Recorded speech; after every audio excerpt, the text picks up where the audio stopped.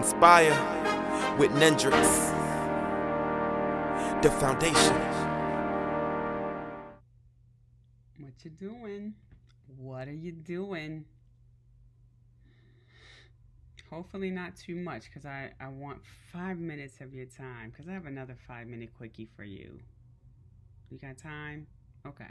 So come hang out with me. This is Dr. Hairston, president and founder of Embracing Arms Incorporated and the hashtag URBESTLYFE movement. And I am coming to you with another 5-minute quickie. Are you in the space? You ready? Okay, we got 5 minutes. I have to tell you something. Do you have a child? A little kid? Do you have a kid whose father is in their life? And chances are, if the fathers are in their life, the father's parents are in their lives to some degree.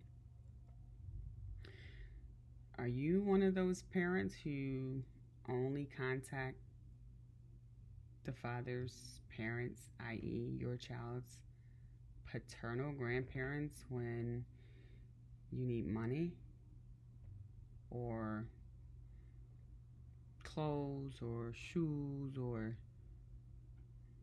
do you get upset with the paternal grandparents when you're upset with the father? Just brainstorming some things, because I want to let you know whatever's going on between you and your child's father should not have an impact on your willingness to give your child free access to their paternal grandparents. One of the most difficult things it is, for me, is to be a paternal grandparent, because your access to your grandchild is very limited and very much dependent on the attitude and the emotion and the current station of the individual, of the mother of the child. Because the child lives with the mother typically, and you just don't have that same access as if you would if you were the maternal grandparent.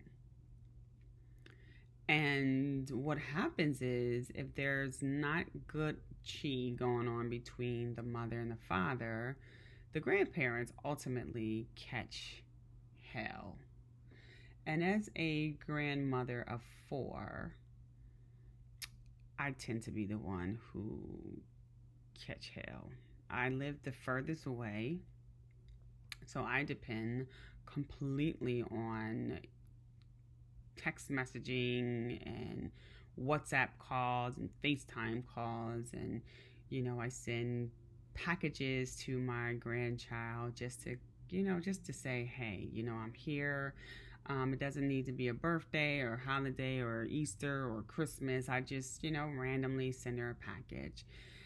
And oftentimes I send a package and never know if it gets there, because the mother never tells me anything. She doesn't confirm that she receives it. She doesn't allow my granddaughter to get on to FaceTime me to unbox her new package that comes in so that I can get excited with her. Nothing, and I would text and be like, hey, I'm in town. I would like to see, my grandchild. And sometimes I don't even get a return message. That's not good. Don't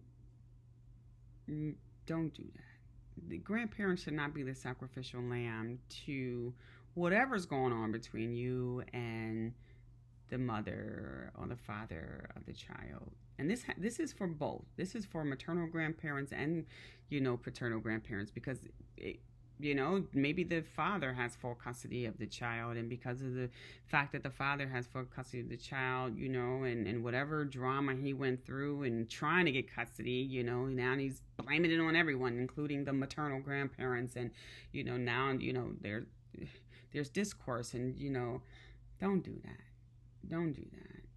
because we're going to be there. Grandparents is going to be. We're going to sacrifice. We're going to make sure that your child gets a ballet class. We're going to make sure that our grandchild, go to their summer camp event. We're going to make sure that they get the sneakers that they want to have, the Christmas that they desire. But we're not ATM machines.